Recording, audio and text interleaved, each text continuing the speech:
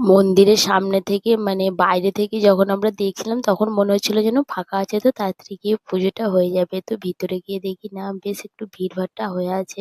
সবাই মিলে গিয়ে লাইনে দাঁড়িয়ে পড়েছি। তো আমি দেবো রূপুর জন্য পুজো, আর বুনি নিয়েছে ও দেবে বাবাইয়ের জন্য পুজো।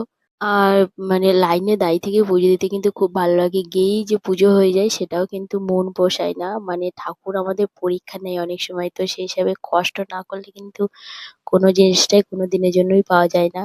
দুদিকে মন্দিরের ঘর আছে, তো কোন দিক থেকে পুজো দেবো প্রথমে বুঝতে পারছিলাম না। তো তারপরে আমরা প্রথমে যেই দিকটা লাইনে দাঁড়িয়েছিলাম ওইদিকে পুজো করে আসার পর আবার এইদিকে এসেছি পুজো দেওয়ার জন্য। তো সত্যি বলছি, এত ছোট ছোট গোপাল, পুরো সিংহাসনটা ভর্তি হয়ে গেছে। সিংহাসনের নিচে, তার নিচে পুরো শুধু ছোট্ট ছোট্ট গোপালে পুরো ভর্তি হয়ে গেছে মন্দিরটা।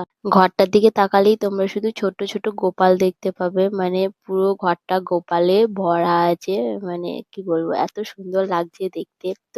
তো ছেলেদের নামে পুজো দেওয়া হয়ে গেছে, এবার আমরা চলে এসেছি বাইরে। তো দেখাবো ঠাকুরকে ধূপ। তো সেই হিসেবে যখন আমরা প্রসাদ কিনেছিলাম, বাবা গোপাল দাসের জন্য যখন ভোগ কিনেছিলাম তখন কিন্তু উনি প্রসাদের সাথে ধূপ আর মোমবাতি দেননি। তো তারপরে আবার ওগুলো কিনে নিয়ে আসা হলো। তো পুজোটা খুব ভালোভাবে হলো এবং খুব সুন্দরভাবে হলো। আমি ভাবতে পারিনি যে এত তাড়াতাড়ি পুজোটা দেওয়া হয়ে যাবে। তো খুব সুন্দরভাবে পুজোটা হয়েছে এবং মনটাও খুব ভালো হয়ে গেল। তো আমার হাতে বাতাসা আছে। বাতাসাটা যেই ছেটাতে যাবো তখন দেখছি আমাদের গ্রামে একজনের সাথে দেখা হয়ে গেল। তো উনি বলছেন যে একটু নিচে করে এগুলো ছোড় না, আমি পারছি না। তো সেই হিসাবে একটু নিচে করে করে ওনার জন্য ছুটছিলাম ওগুলো।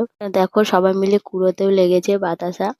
আর এই মন্দিরের উপরে এত বাতাসা লেগে, এত মানে কি বলবো, প্রচুর অজস্র। তো সেই হিসেবে সমস্তটা কমপ্লিট করে আমরা এবার দেবো রওনা। আর একটা মজার ব্যাপার হলো, রূপও কিন্তু আমাদের সাথে উপোস করেছিল, মানে কোনো রকম খাবার খায়নি। ও এসে এখানে সমানেই ঠাকুরের বাতাসা চিড়ে এইসব খেয়েই থেকেছে। তো ওর নামে পুজো দিয়েছি বলে ওরও উপোসটা কিন্তু খুব ভালোভাবে হয়ে গেছে।